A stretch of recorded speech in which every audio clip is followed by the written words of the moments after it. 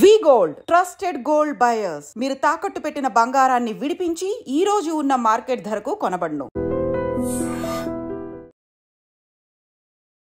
నమస్కారం, welcome to I dream ధర్మ మార్గం విత్ విజిత కార్యక్రమానికి స్వాగతం.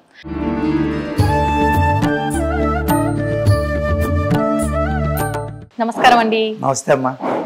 గురువు గారు, స్వామివారికి పచ్చకర్పూరంతో బొట్టు పెట్టడం అనేది చూస్తుంటాం నామం లాగా. అంటే అసలు నిజంగా ఈ బొట్టు పెట్టడం వెనకాల ఉద్దేశం ఏంటి? ప్రత్యేకించి పచ్చకర్పూరంతో బొట్టు అంటే నాకైతే వినటానికి కొంచెం కొత్తగానే ఉంది. నిజంగా స్వామివారికి ఈ బొట్టు పెట్టే విధానం అంతా కూడా ముందు నుంచే ఉందా, లేదంటే ఒక్కొక్కరు ఒక్కొక్క రకంగా అలంకరించుకుంటారు కదా స్వామివారిని, అందులో భాగంగా ఇది విధానం సాగుతుందా? దాని గురించి ఏం చెప్పొచ్చు అంటారు? అంటే రామానుజాచార్యులు వారు ప్రథమంగా అప్పటి నుంచి కూడా అంటే ఏదైతే స్వామివారికి కేవలం ఈ నుదుట ఏదైతే ఉంటుందో ఈ భాగం దగ్గర, తర్వాత చుబుకం దగ్గర కూడా అప్పట్లో ఏమైంది అంటే కనుక ఈయనే చూడండి, ఈయన భక్తుడు ఈయనకి కావాల్సిన సేవ చేద్దామని వెళ్తూ ఉంటే ఈయన భక్తుడు ఇబ్బందుల్లో ఉన్నారని ఈయన చిన్నపిల్లాడి వేషంలో వెళ్ళి నేను సహాయం చేస్తాను అని చెప్పేసి అంటే కాదు అని చెప్పేసి ఆయన ఒక గుణపం విసరడంతో తగులుతుంది.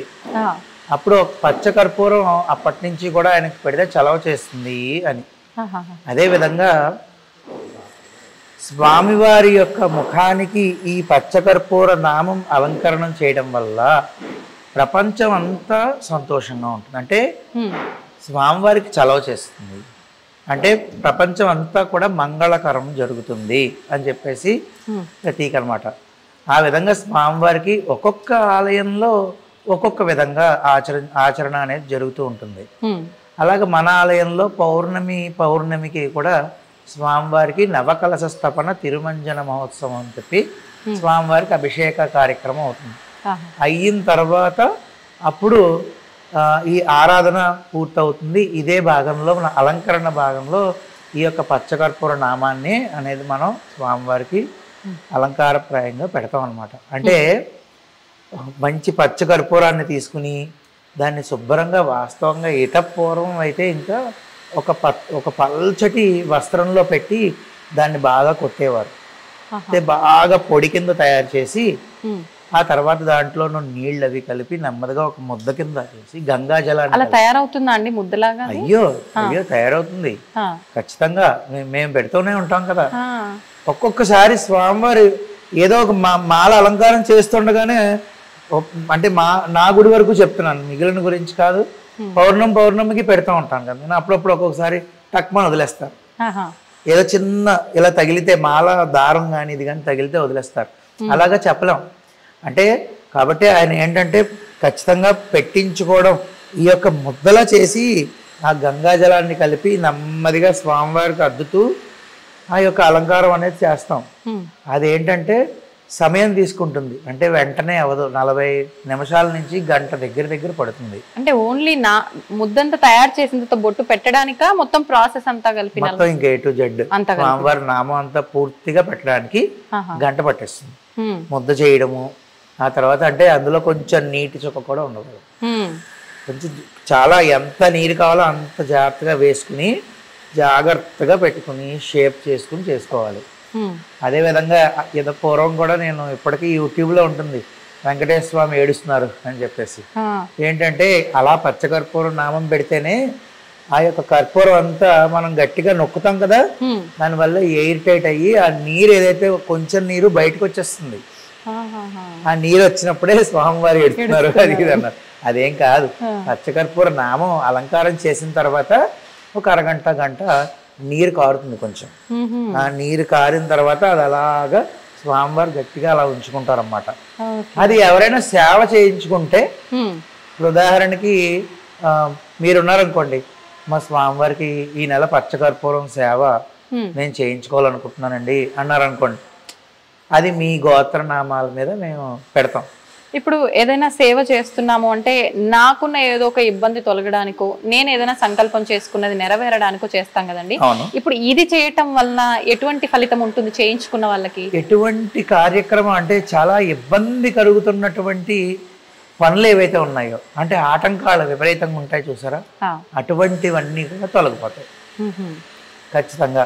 అంతేకాకుండా కోర్టు కేసులు ఇటువంటివన్నీ కూడా, అంటే ముందు మన ఇల్లు చల్లబడుతుందండి. ఇల్లు చల్లబడడం అంటే మనకి అధికమైన ఇబ్బంది కలిగిన పనులు ఏవైతే ఉన్నాయో అవన్నీ క్లియర్ అవ్వడానికి మార్గాన్ని స్వామివారు చూపిస్తారు.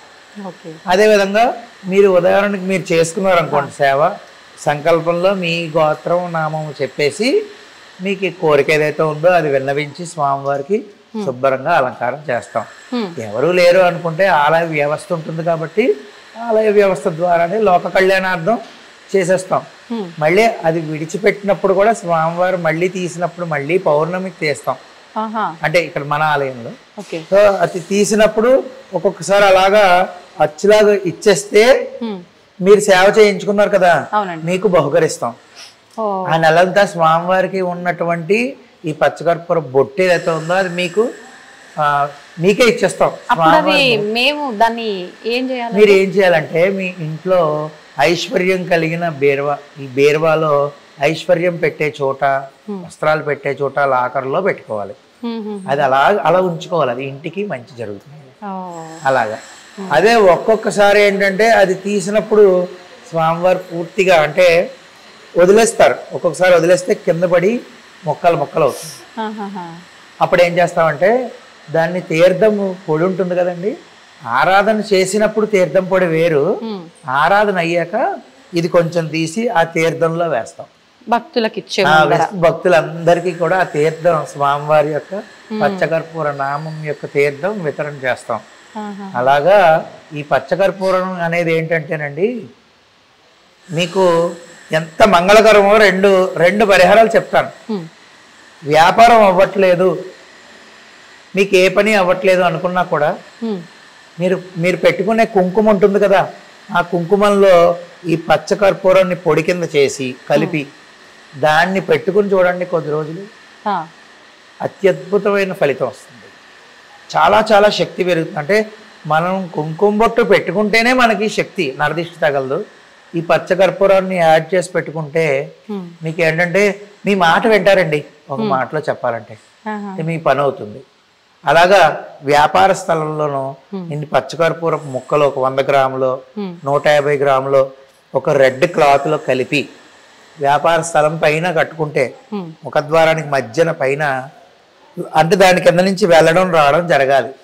ఈ యొక్క ఎవరైతే ఉంటారో కొనుక్కోవడానికి వెళ్ళిన వాళ్ళు, అది జరిగితే చాలా మంచిది. పచ్చకర్పూరంలో ఒకటని నేను చెప్పలేనమ్మా, అద్భుతమైన తలనొప్పిగా ఉంది, ఎంత మంచి కొబ్బరి నూనె ఉంటుంది కదా దాంట్లో ఈ పచ్చకర్పూరం పొడేసి ఇలా రాసుకుంటున్నంత మాత్రం చేత చల్లబడిపోయి మీరు ఆశ్చర్యపోతారు. ఎప్పుడైనా అస్సలు ఆశ్చర్యం చెందుతారు మీరు, నిమిషాల్లో తగ్గుతుంది, అంత శక్తివంతమైంది.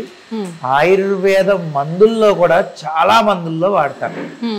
స్వామివారికి పచ్చకర్పూర నామం తీసినప్పుడు ఈ విధంగా వస్తుంది అనమాట. అంటే ముట్టుకోండి, తాకొచ్చండి. అయ్యో ఖచ్చితంగాను, ఎందుకు తాకూడదు? మీరే సేవ చేయించుకున్నారు ఈ నెల నాతో, నేను మీకు అది ఇవ్వాలి కదా బహుకరణ స్వామివారి. ఇప్పుడు ఇది ఇచ్చేస్తారుగా నాకు, తీసేసుకోండి. మీకన్నా అంత దూరం నుంచి వచ్చారు, హైదరాబాద్ నుంచి వచ్చారు, స్వామి అనుగ్రహం అంతే. అది నిజంగా ఇక్కడ స్వామివారి భాగాలన్నీ కూడా శరీర భాగాలు అవన్నీ కళ్ళు నీట్ గా తెలుస్తున్నాయి. ఇది చూడడానికి అయితే నిజంగా అంటే నేను అనొచ్చో లేదో తెలియదు కానీ పచ్చకర్పూరంతో ఇలా చేశారు అంటే నమ్మలేకున్నామండి. మనకు స్టోన్ ఎలా అయితే నీట్ గా వస్తుందో అలా ఉంది చూడడానికి, చెక్కినట్టుగా. మనం పెట్టినప్పుడు మనం చూసినప్పుడు అదే విధంగా అనిపిస్తుంది మనకి. జాగ్రత్తగా పెట్టుకుంటే ఆయన ఎంత ప్రీతో కాబట్టే ఆయన ఉంచేసుకుంటారు అలా. ఇది ఉంచడానికి కొంతమంది అయితే ఏమైనా గమ్ పెడతారా, ఏమైనా పిండి ఏమైనా కలుపుతారా, అది మహా దోషభూయిష్టమైన కార్యక్రమాలు. అసలు ఎప్పుడు అటువంటివి చేయకూడదు. స్వామి దగ్గర అటువంటి వేషాలు వేస్తే ఆయన ఊరుకుంటాడా? కేవలం పచ్చ కర్పూరము గంగా జలమే.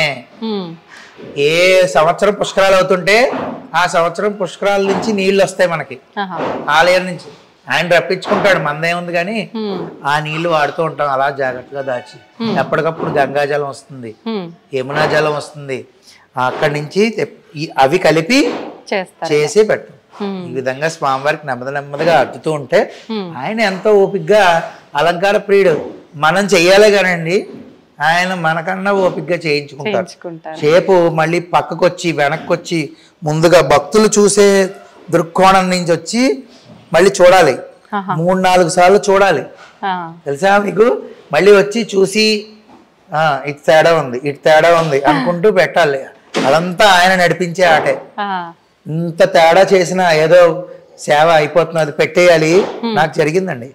అంటే నేను ఒప్పుకోవడానికి ఏం మొహమాట పడను, ఇలా చేసేయాలి, అర్జెంటుగా పని ఉంది నాకు. ఒకసారి పని వల్ల తొందరగా వెళ్ళిపోవాలి. పెట్టేశాను, అద్భుతంగా పెట్టించుకున్నారు. ఉదయం పెట్టాను, మళ్ళీ సాయంత్రం నేను ఆలయం తీసేటప్పటికి కింద పడిపోయాను. మరి ఆయనకి కోపం వచ్చేసింది. అప్పుడు నాకు అర్థమైంది. అంటే ప్రతి ఒక్కటి కూడా ఎంత ఏజ్ పెరిగినా కొన్ని ఉదాహరణలు జీవితాంతం స్వామి కంటికి కనుమన్నట్టు చూపిస్తారు. అప్పటి నుంచి ఇంకా పొరపాటు అయిపోయింది అని ప్రశాంతంగా స్వామి నేను 4 కబుర్లు చెప్పుకుంటూ పెట్టుకుంటాం. అలాగా ఎంతో జాగ్రత్తగా పెట్టుకుని నెమ్మదిగా షేప్ చేసుకోవాలి ఇలాగా పాదము ఇవన్నీ. ఆ విధంగా ఆయన అంత ఓపికగా పెట్టించుకుంటాడు, మనం అంత ఓపికగా పెట్టాలంతే. ఇప్పుడు ఈ బొట్టు పెట్టేటప్పుడు ఎప్పుడు చూసినా స్వామివారు కళ్ళు మూసుకొని ఉంటారా? మరి ఈ బొట్టు వల్ల మీరు కళ్ళు మూసేస్తారా స్వామివారి తెలీదు, కానీ విగ్రహం చూసినప్పుడల్లా స్వామివారి నా మూర్తిని అలా చూస్తే ఆయన కళ్ళు కనిపించవు మనకి. ఎందుకనండి? దాని వెనకాల కూడా అంటే నుదుటి దగ్గర నుంచి ఈ యొక్క కన్ను చివరి భాగం వరకు అన్నమాట. అవును, కన్ను చివరి భాగం వరకు పూర్తిగా పెట్టడం అనేది ఆనవాయితీ. అదే చలవ. లోక కళ్యాణం, లోకాలన్నీ ఆయనలో ఉంటాయి. ఆలోచన విధానాలు మనం ఇప్పుడు ఒక కార్యక్రమం చేస్తున్నాం, ఒక ప్రక్రియ జరుగుతున్నది అంటే ఆ శక్తి ఎక్కడి నుంచి వస్తున్నది అంటే మన మేధస్సు నుంచి మనం మాట్లాడగలుగుతాం. అదంతా ఇక్కడ ఉంటుంది ఆ భాగం అంతా. అలాగా ఈ లోకం అంతా మంచి జరగాలి అంటే ఆయన నుదుటి భాగం నుంచి కంటి భాగం వరకు ప్రతి ఒక్కటి చల్లగా ఉండాలి అవయవం. అప్పుడు ఆటోమేటిక్గా లోకం. మీకు ఉదాహరణ, యశోదామాత నువ్వు మట్టి తిన్నావా అంటే నేను తినలేదు కావాలంటే చూడు అని చెప్పేసి ఆయన నోరు ఇలా ఎత్తగానే లోకాలు ఎలా చూసింది? భూమండలాన్నే చూసేసింది ఆవిడ. అలాగే ఎలా చూసిందంటే అరే మొత్తం అంతా స్వామే నిబిడీకృతం అయిపోయి ఉన్నది ఎవరు? శ్రీకృష్ణుడే. అలాంటప్పుడు ఆయన శిరస్సుకి ఇంత చల్లదనాన్ని కలిగించే ఇంత అద్భుతమైన సుగంధభరితమైన ద్రవ్యాన్ని ఆయన పెట్టామంటే దాని అర్థం ఏంటంటే ఈ రోజుకి మనం ఇలా కూర్చుని 4 దేవుడి గురించి ఇలా మాట్లాడుకుంటున్నాం అంటే ఇటువంటి సేవలు అందరూ చేయడం వల్లే, అన్ని గోళ్లల్లో చేయడం వల్ల మన కంటికి కనబడకుండా ఇటువంటి సేవలు ఎన్నెన్నో జరుగుతున్నాయి కాబట్టి ఇంకా మనం ఇలా ఉన్నాం. లేకపోతే ఈ కలియుగంలో ఇంకా ఎన్ని ఘోరాలు ముందే చూడాల్సి వచ్చేది, ఇప్పటికే చూస్తున్నాం. వాస్తవం అండి. చాలా సంతోషంగా ఉందండి నాకైతే. నిజంగా ఒక కొత్త విషయాన్ని నేను ఈరోజు తెలుసుకోవడం జరిగింది. నిజంగా తెలియజేసినందుకు. ఏముందమ్మా, ఇప్పుడు నేను ఇందాక అన్నట్టు మీరు సేవ చేసుకున్నారనుకోండి, మీరు పచ్చకర్పూరం తెచ్చిచ్చారు లేదా పచ్చకర్పూరం కొనేసి సేవ చేయండి అని డబ్బులు ఇచ్చారు, ఎలాగైనా సరే మీ పేరు మీద జరిగింది. మీకు నేను బహుకరణ చేస్తున్నాను ఖచ్చితంగా. ఇప్పుడు మీ పేరు మీద జరగకపోయినా మీరు అంత దూరం నుంచి స్వామివారి దర్శనం కోసం మీరందరూ వచ్చారు కాబట్టి నేనైతే మీకు వైభవ వెంకటేశ్వర పరిపూర్ణ అనుగ్రహ ప్రసాద సిద్ధిరస్తు మీకు బహుకరణ చేస్తున్నాను. సందర్భం వచ్చింది, అయిపోయింది. మనోవాంఛా ఫల సిద్ధిరస్తమ్మా. జాగ్రత్తగా అది విరగకుండా మళ్ళీ అమ్మో విరిగిపోయిందని అని భయపడకండి. ఏదైనా స్వామిదే, అంతే కదా. ఏమండి, స్వామివారి యొక్క శేషమాలు ఇచ్చాను, ఉదాహరణకి శేషమాలు ఇచ్చాను. ఆ శేషమాలు ఇస్తే చాలా బాగుంది. ఆ తర్వాత ఇంకొకరికి ఇంకొక శేషమాలు ఇచ్చాను, అది కొంచెం వడిలింది. అప్పుడు ఆయన ఏమన్నాడు తెలుసా? అంటే ఆయన భక్తి ఎటువంటిది రా. భక్తుల్లో తప్పొప్పులు 2 ఉంటాయి కదా. ఆయన ఏమన్నాడంటే అయ్యో కొంచెం పాడైపోయిందండి అని నేనే అన్నాను. అంటే ఆయన అన్నాడు, ఏమండి బంగారం నెక్లెస్లా చేసినా బంగారమే, బంగారం దాన్ని ఒక బిస్కెట్ లాగా ఉంచినా బంగారమే. అంతే. ఇది వడిలిపోయినా స్వామివారి మాలే, ఆయనకి మీరు మంచి చేసినా అది స్వామివారి మాలే. ఈ వడిలిపోయిందే నా దగ్గరికి వచ్చింది, అంతకన్నా సంతోషం నాకేముందండి అన్నాడు. నిజమే కదా మరి. అంత గొప్ప మనసు ఉండాలి అలా ఆలోచించే. అది నేను ఆ భక్తుడిని చూసి తెగ ముడిచిపోయాను. అలాగా అది విరిగిపోయినా ఏం దోషం లేదు, శుభ్రంగా ఇంట్లో అసలు భయపడినా అంటే చెప్పలేం, ప్రయాణం చేస్తున్నప్పుడు ఏదేమైనా అవ్వచ్చు. మీరు అన్నది వాస్తవము. నేను మీకు దానికి సేఫ్టీగా ఉండే బాధ్యతగా ఇస్తానండి. వస్త్రంలో పెట్టిస్తాను, వస్త్రంలో పెట్టి జాగ్రత్త పెట్టుకున్నారు. థ్యాంక్ యూ అండి.